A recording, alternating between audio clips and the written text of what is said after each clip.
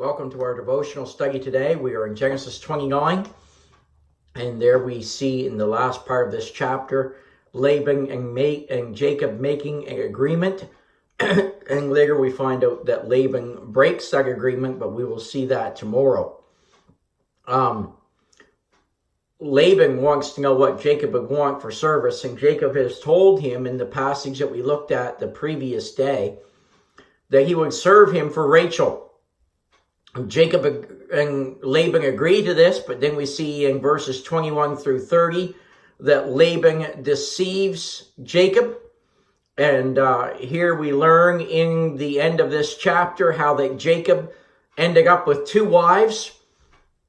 The other thing that we learn from this chapter, the end of this chapter, is we learn what a scoundrel that Laban was. And he certainly was not a man of his word.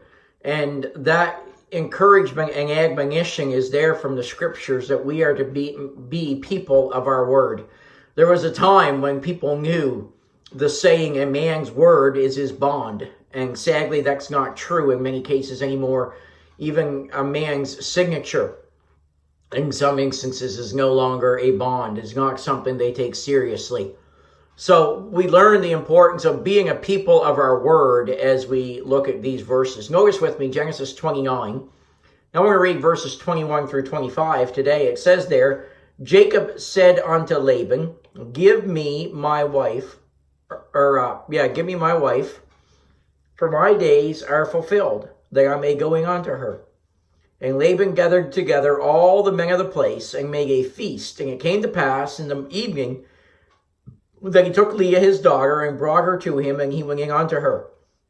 And Laban gave unto his daughter Leah Zilpah his maid for an handmaid. And it came to pass that in the morning, behold, it was Leah. And he said to Laban, what is this that thou hast done unto me? Did I not serve thee for Rachel?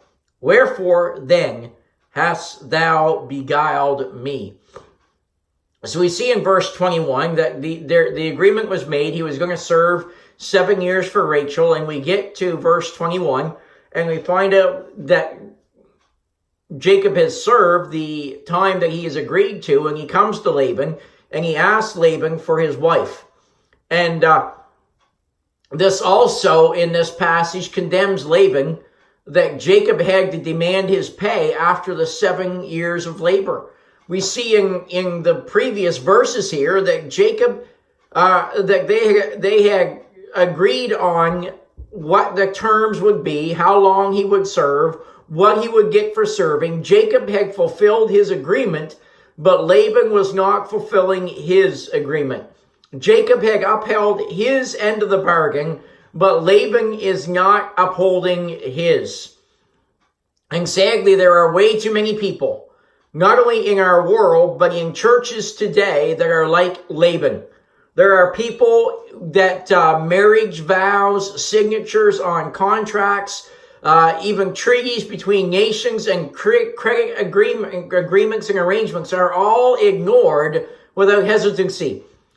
Things which ought to be sacred, things which ought to be, we would be a people of our word on, really mean little to nothing to anyone anymore. And that's a sad state of affairs as we think about the world that we live in, but it's even sadder when Christians get in that boat as well. And we need to understand that we need to be a people of our word.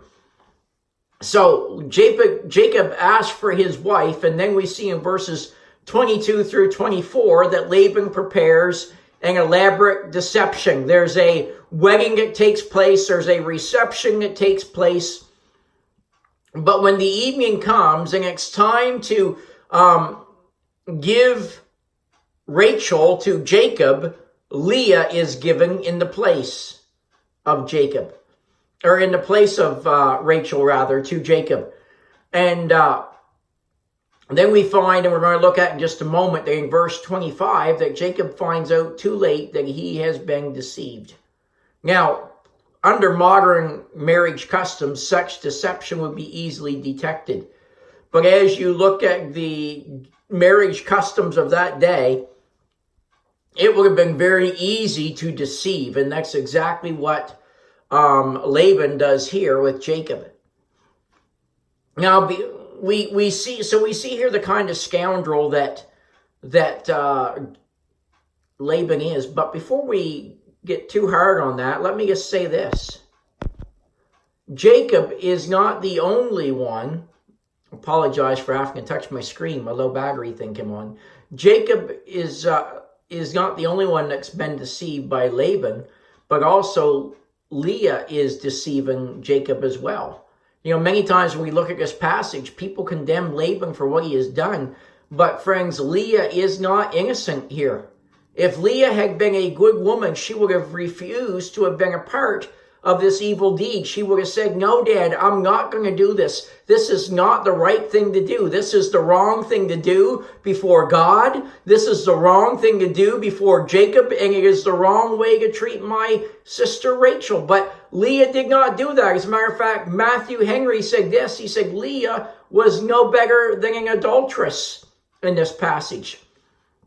Leah obviously did not care for her sister Rachel. She was mean to her sister Rachel. There is no doubt that Leah was probably jealous of Rachel's beauty, and she treats her sister here with an immoral disdain. And how sad this is, that not only thinking that one woman could do this to another woman, but that one person could do this to their sister. And that's exactly what we find as we come into these verses. What we also see here is in verse 25, we see that Jacob understands what he's done. It came to pass in the morning, behold, it was Leah, and he said to Laban, what is this that thou hast done unto me? Did not I serve with thee for Rachel? Wherefore then hast thou beguiled me? Why have you deceived me? You told me that you would give me Rachel. Why have you deceived me in this matter? This is an important reminder to us, friends, that all sin will be exposed sooner or later. Jacob discovered Laban's evil within a few hours of the evil deed.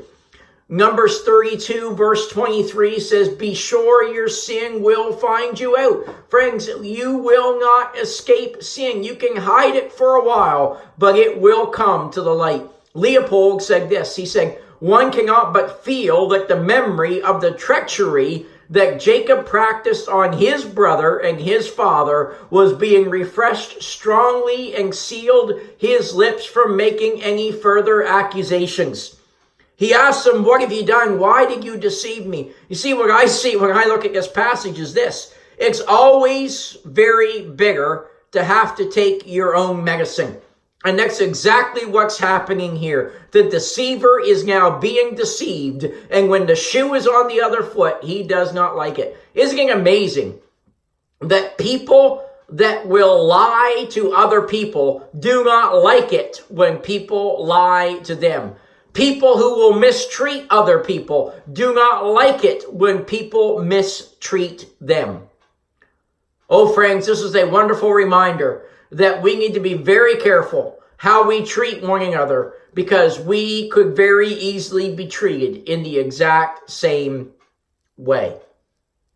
And I think that this is the event, along with what happened on his way to Haran, that causes Jacob to realize just exactly what he had done and how evil it was. And that's the reason why we don't see Jacob say any more about this punishment, about what he's going through. You see, when somebody doesn't repent, when somebody doesn't acknowledge their wrong, when the punishment comes for what they've done, they will complain much about the punishment. It's like Cain did not repent of killing Abel, and the only thing he was concerned about in Genesis 4 is my punishment is greater than I can bear. But when somebody repents, when they acknowledge the wrong that they've done, and they ask for the forgiveness of God, and they ask for the forgiveness of the people that they have wronged, if and when consequences come to what they have done, they accept it because they realize that they deserve the just punishment that they're getting. When somebody's complaining about the punishment, it is evident that that person has not repented of the seeing. Oh, friends, let's not be guilty of the deceit and things that's going on in this chapter, but let's live as much as is possible, live peaceably with all men, and live honestly before them. Let me encourage you today as we close to be a person who keeps their word, that your word is your bond. Have a great day.